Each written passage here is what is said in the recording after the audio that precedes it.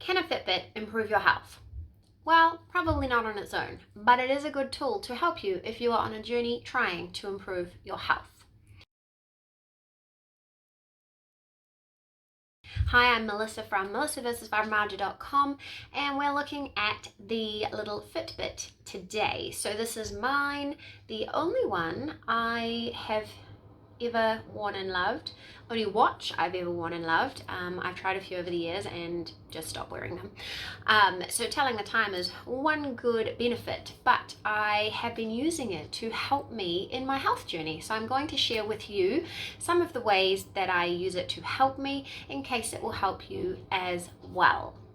So I think that it helps when you combine it with your symptom tracking, and I've got a post that I will link below if you are curious about symptom tracking and how that can help you in your journey against chronic pain and fatigue. You'll know that I'm big on symptom tracking and experimenting if you've been around here for any amount of time.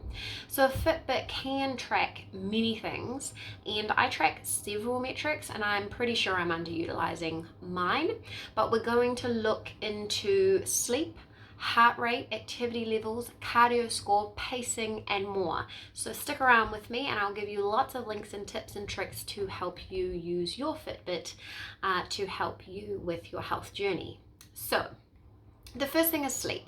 Sleep is so important. Sleep is like the biggest deal ever, especially if you have chronic fatigue and insomnia. It's a really mean combo, but I've been working on my sleep for a long time, and the thing that's helped me to know if I've improved it is my Fitbit, because you can wake up in the morning and feel like you have not slept at all, but you've actually slept okay. But it does help you to get a sense of your quality and your quantity. You don't have to think about it. You don't have to count. I can't think how many times I would lie there and I'd be like, if I fall asleep now, then 10 to 11, 12, how many hours will I get in the morning? Don't even think about it, because my Fitbit will tell me in the morning. So it tells you the percentages you spent in each part of sleep. Now the important part for me is deep sleep. That is something that I very rarely got before. So I'd get like a few percent a night, like 4% if I was lucky. And that makes you feel like The Walking Dead. You're meant to get, I think it's something around 14 to 20% a night of deep sleep to feel refreshed and for all those things that happen in your brain while you're asleep to do their work. So now I can get around 15% if I'm lucky. This is because of good sleep hygiene. Don't underestimate it. Through supplementation with recovery factors and low-dose naltrexone. Also, yoga nidra has helped heaps because I know how to turn my nervous system down so I can actually access those deeper levels of rest. So we're trying not to get bogged down into detail, but you can also lay each night's percentage over the last 30 days so that you can benchmark it and find your average range, which is really helpful when you're tracking and experimenting with new things. Moving right along, your heart rate. So it can help you with your heart rate in terms of tracking it, what your resting heart rate is, all that good stuff. Your average heart rate for an adult should be 60 to 100. That's your resting heart rate. Fun fact, meditation can lower your heart rate. Integrating the practice daily into your routine can lower your heart rate and your blood pressure, which may also reduce your risk of heart disease, which is not a bad thing. Now, heart rate variability.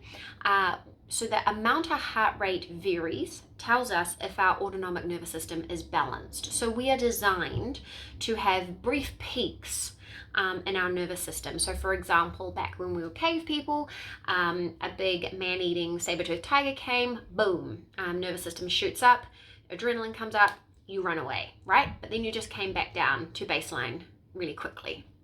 These days, we kind of seem to get stuck up here and it stays up there, or it's very hard to get down again. And so that's something that's really important for us with fibromyalgia to manage, because the central nervous system is something we should be befriending and trying to help balance out. Now, in an interview with my colleague Katie from Painfully Living, she has an interview with a doctor, and the doctor says, to simplify, heart rate variability is a measure of your body's relaxation response. Put differently, HRV, heart rate variability, is a measure of the body's resilience to life's inevitable challenges and stresses. Over months or years, higher heart rate variability scores indicate better health.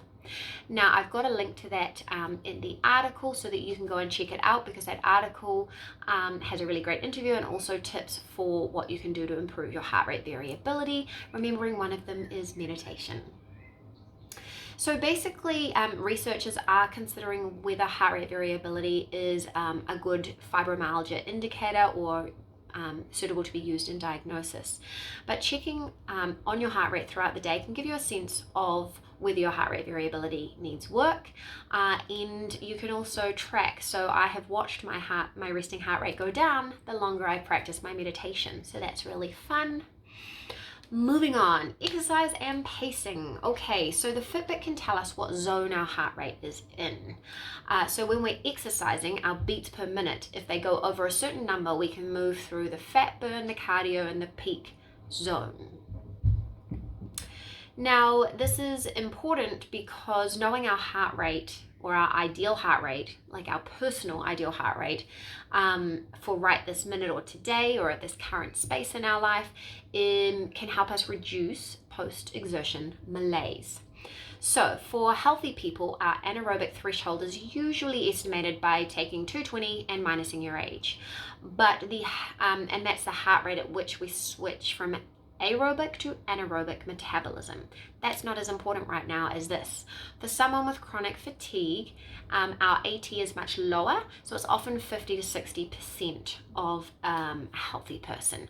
So for me, when I work out this ratio, it's around 111 beats per minute when I'm exercising, and that's about 70% of normal for me. So the cardio fitness score inside Fitbit is really useful, and it gives us a sense of how we're looking. There's excellent, very good, good, average. So it won't mean as much to us though as our normal counterparts, but it is a really good tool to help us really track things. I'm a big fan of pacing and working with what we've got efficiently, and that can help us do it. The next one is activity levels and more pacing. So we can look at our steps, which helps us get a sense of more pacing. So once we get a sense of how many steps are within our current envelope, this can help us manage our pain and fatigue levels. So not only can it help us manage our pain and fatigue, but it also can help us if we're trying to increase our ability. So for example, if 5,000 steps is our edge of for managing pain and fatigue, then we know that if we've already done 4,000 steps and it's only lunchtime, we'd better plan a restful afternoon.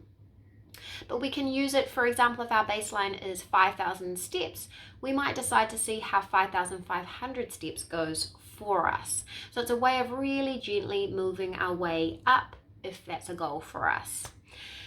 So these were in a very quick summary, a way that the Fitbit can help us track our health, right? So we talked through steps and pacing and managing pain and fatigue symptoms, and increasing our abilities and fitness if we want to, if that's a goal right now.